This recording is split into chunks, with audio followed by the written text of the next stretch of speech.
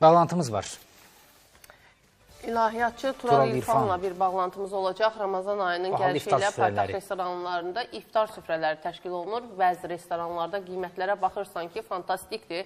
Ümumiyyətlə, bu məsələni müzakirə eləmək istəyirik ki, bahalı iftar süfrələrinin təşkili, istifadə olunması, israf hesab olunurmu? Tural bəy, bizi eşidirmi? Sabahınız xeyir olsun. Sabahınız xeyir olsun. Tural bəy, ümumiyyətlə bu bahalı iftar süfrələrindən danışırıq. Yəni, Ramazan ayı əslində nəfsimizə sahib çıxmaq üçün bir fürsətdir. Bu cür süfrələrin təşkili günahdırmı, israfdırmı? Necə düşünürsünüz?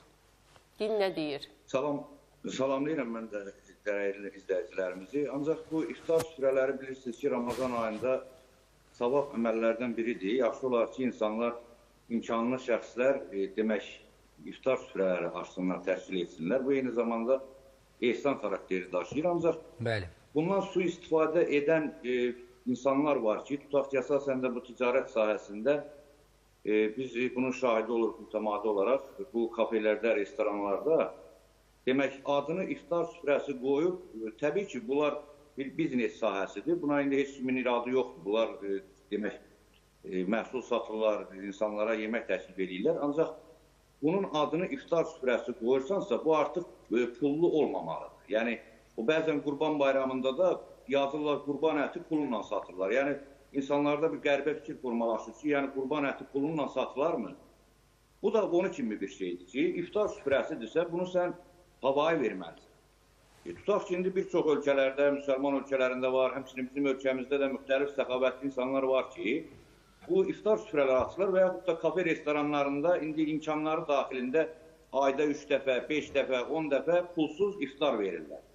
Bu başqa şeydir. Yoxsa bunun adını iftar süfrəsi qoyasan, sonra da onu hələ bir normadan artıq qiymətə də insanlara belə deyək ki, biraz şobot da çıxsa sırayasan. Bu böyük günahdır. Bu həm İslam ənənəsini pozmaqdır, həm bizim xalqımızın milli, necə deyərlər, o ali dəyərlərinə ciddi olan bir məsələdir ki, bizim xalqımız həmişə səxavətli, həmişə qonaqpərvər, həmişə digər insanlara əl tutan bir xalqıq biz. Bunu yoxsa bilirsiniz, həm də bu dini təhrif etməkdir. Bu tamamilə dələduzluqdur. Mən bunu belə adlandırıram. Özü də ki, o qiymətləri də normadan artıq, necə deyərlər. Məsələn, bəzi restoranlardır, eyni zamanda supermarketlərdir filan da, onlar girişdə xurma, su və yaxud da qoğal filan nəsə qoyurlar, kimsə ehtiyacı olanlar iftarını açsın, məsələn, hələ evə çata bilməyənlər filan.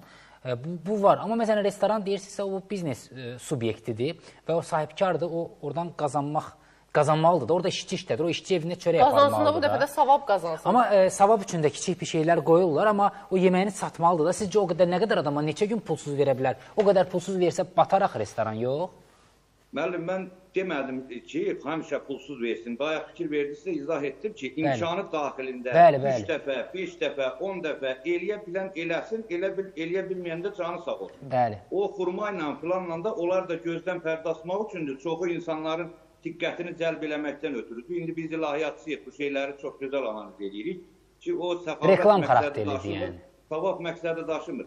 İnsanlar o aldadıldığını qeyd edirlər və bəzi insanlar var ki, tutaq ki, evinə çatmağa 1 saat, 2 saat müddət var, şəhərdə tıxac olur, filan olur. Məcbur olur ki, şəhərdə bu haradasa bir kafedə, restoranda iftar eləsin. Bahalı yeməklər, ondan sonra çox belə yüksək qiymətlərdə həddindən artıq belə deyək ki, bu standartlaşdırma, bu məsələlərə ümumiyyətlə nəzarət edən bir qurum var, yoxsa yoxdur, mən onu bilmirəm. Amma ki, bu şeylərə nəzarət olunmalıdır. Bilirsinizmi, müsəlman ölkələrində qurbanlıqda heyvanın ətini ucuzlaşdırırlar. Ondan sonra oruçluqda ərzaqın qiymətinə endirirlər. Bizdə isə bu tamamilə əksinədir. Onu da demirəm, hansısa qurumlar məqsəd yönlü edir ki, bizim insanlarımızın özləri sanki dindən, maarifçilikdən geri qalıblar, dini tam, necə deyərlər, dərk eləmirlərmi ki, bu əksinə günah qazanırsan da, bunu heç olmasa o başqa vaxtlardakı qiymətə satqına. Normadan artıq qiymətə niyə qoyursan? 30 manatlıq süfrənin adını iftar süfrəsi qoyub 70 manata verir. Tural bəy, düz deyir. Məsələn, bir restoran var, indi adını çəkməyək, tanınmış restoranlardan biridir.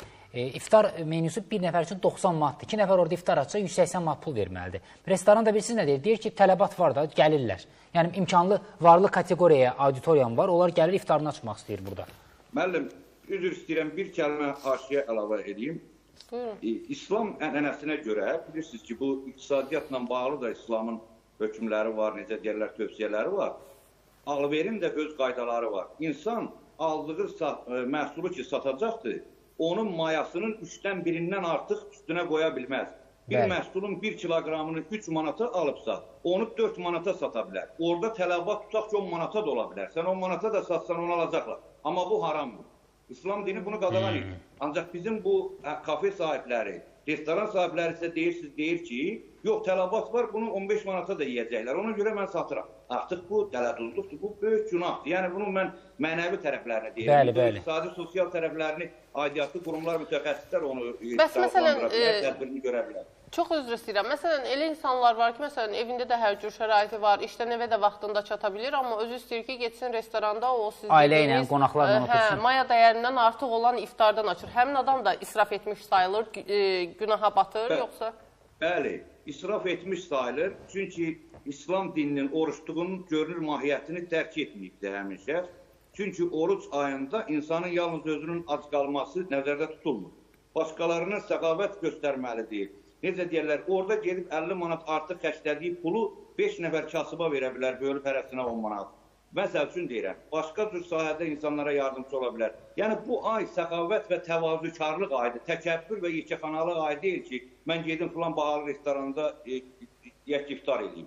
Bu düzgün deyil. Yəni, olsun, ola bilər o pəhriz üçün adını oruç qoyub az qalırsa, ona mənim sözüm yoxdur. Amma bunun Ramazana dəxli yoxdur. Bunun yəni oruçluqla bunu qaçdırmaq lazım deyil. Bu insanlar, bilirsinizmi, həmin ayda səxavət göstərməlidir. Mümkün qədər təvazükar olmalılar, alçaq gönüllü olmalılar. İnsanlara sadəlik, bərabərlik göstərməlidirlər. Burada adamlar, o kafe mülk sahibləri də varlanmağa və həmin ayı fürsət ayı hesab etməməlidirlər bir varlanmaq üçün. Fürsətçilik etməməlidirlər. Yəni, deməyim olur. Bəli. Yəni, siz olsaz o restoran sahibinin yerində hansı təkliflə çıxış eləyərsiniz? İnsanlara daha yaxşı xeyriniz dəysin deyə, savab qazanasınız deyə? İnsanlara mən tövsiyə edərdim ki, əvvəla o kafe mülk sahibləri, onlar mən demirəm, ola bilər də ki, dindən bir xəbərdirlər, çatdırılmayıb. Bəzən də bu xurafatçı, möhumatçı, bu adını dindar qoyan adamlar, ilahiyyatçı, nə bilim, din xadimi, müxtəlif cəfəngiyat nağıllar danışırlar. O insanlar İslamın bu yönündən maarifsiz qalıblar. Onu mən qınamıram, onları ona görə ittiham eləmək olmaz. Onlar maariflənməlidir. Onlara bir düzgün təbliğat aparmalıdır ki, insanlar bunu, necə deyirlər, dərk eləsinlər. Çünki mən indi adını çevirəm, başqa ölkələrdə qonşu elə qardaş Türkiyədə olsun. Orada mən yenə deyirəm, qurbanlıqda qurban ətinin qiyməti aşağı salınır. Oruçluqda da ki, cəmaat hamısı bir-birinə kömək eləyir, pulsuz, necə deyirlər, yardım göstərir, iftar verir. Bu başqa məsələdir. Amma bununla bağlı gərək maarifləndirilsin insanlar. Və bizim oruç tutan adamlarımız da yaxşı olar ki, kasıb təbəqəni. Bəzən görürsən ki, insanlar elə düşünür ki, ancaq oruç tutanları iftara çağırmaq lazımdır. Bu yanlış bir fikirdir. Zərurət ucbatından oruç tutmamaq olar. Yəni, insanlar var ki, xəstədir, problemi var. Bəlkə heç evində sahur eləməyə, iftar eləməyə, yeməyə yoxdur, oruç tuta bilmir. Sən niyə bunu qınıyırsan? Sən elə dəstək göstər ki, o da oruç tutma imkanına müqtədir olsun. Bax, bu insanlar da lazımdır ki, demək, iftarlarını fəqir insanlarına, Peyğəmbər həmişə yolla keçən kasıbı, fəqiri, bir miskini çağırıb onunla yemək yiyər, çörək kəsər. Amma bizim adamlar görürsən ki, varlı, hallı insanlar yığılıb kebab işlərində düzüblər stolun üstünə, hələ bir çəkib də bunu bir yayımlayırlar ki, axşam iftar etdik, plan etdik. Hamısı da baxırsan ki, oruç tutmayan, yeyib içən adamlar. Yəni, lazımdır ki, İslam dinində olmasın, başqa dinin nümayəndəsi olsun, dəxli yoxdur. İnsanıq, vətəndaşıq, kasıb insanları, ehtiyaclı insanları, necə deyirlər, o həssas təbəqənin adamlarını çağırıb iftar eləyəsən. Bax, əsl iftar budur. Yoxsa isə gedim, mən varlı bir restoranda ailəmi də yığım, oturum orada 200 manat verim yiyib için. Bunun nə iftar olur, nə orucu olur? Düzdür. Olmaz. Gözəl, təşəkkür edirik. Çox təşəkkür edirik belə gözəl çağırışlarınıza görə. Həqiqətən də belə yaxşılıqlar fonunda dinin təbliği də bu yöndə olsa nə gözəl olar.